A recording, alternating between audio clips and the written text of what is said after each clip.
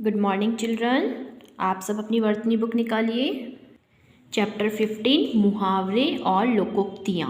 ठीक है बेटा, आज हम क्या पढ़ेंगे? मुहावरे और लोकोक्तियाँ पढ़ेंगे। मुहावरे कोई भी ऐसे वाक्यांश होते हैं जो सामान्य अर्थ को छोड़कर विशेष अर्थ देते हैं।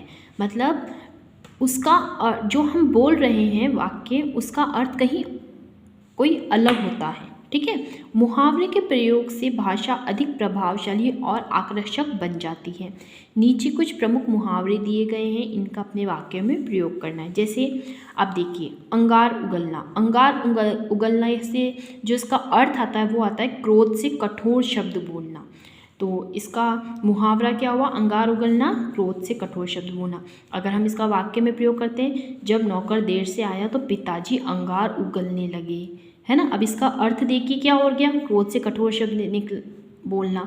ठीक है, आंखों में धूल झोंकना, धोखा देना। पुलिस की आंखों में धूल झोंक कर चोर भाग गया। आंखें चार होना, आमने सामने होना। जो ही नेवले और सांप की आंखें चार हुई, वे लड़ने को तैयार हो गए। आंखें खुलना, होश आना। अपना सर्वस्व गंवाने के बाद रमेश की आंखें खुली। आंखें बिछाना, सत्कार करना। नेहरू जी के दर्शनों के लिए जनता आंखें बिछाई रहती थी। ठीक है, आंखों का तारा बहुत प्यारा। पुत्र अपनी माँ की आंखों का तारा होता है। अब है आसमान पर चढ़ना, बहुत अभिमान करना, है ना।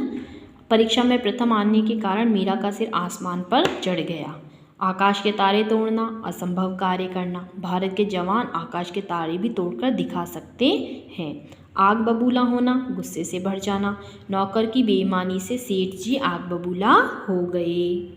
अब देखिए, आपे से बाहर होना, गुस्से से भर जाना। शिव धनुष के टूटने की बात सुनकर परशुराम आपे से बाहर हो गए। ईद का चांद होना, कभी कभी दिखना। मित्र तुम तो ईद का चांद हो गए हो, कहाँ रहते हो?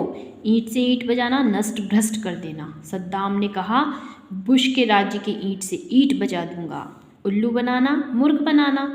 सैर के बहाने रवि का सब रुपया ठगकर मित्रों ने उसे खूब उल्लू बनाया।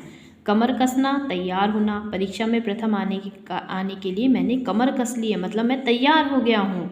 कलई खुलना, रहस्य प्रकट होना।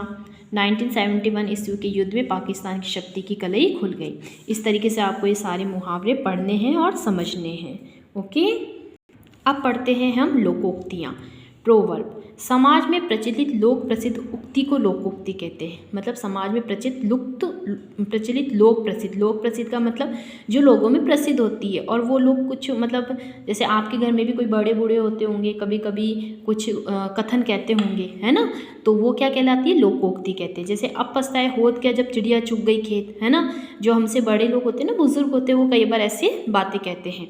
अब पछताए होत क्या जब चिड़िया चुग गई खेत, मतलब मौका चूकने पर क्या पश्चाताप करना। अब अनुत्तीर्ण होने पर रोना आ रहा है, ठीक ही कहा गया है। अब पछताए होत क्या जब चिड़िया चुग गई खेत। आँख के अंधे नाम नयन सुख, है ना। गुण के विपरीत नाम का होना।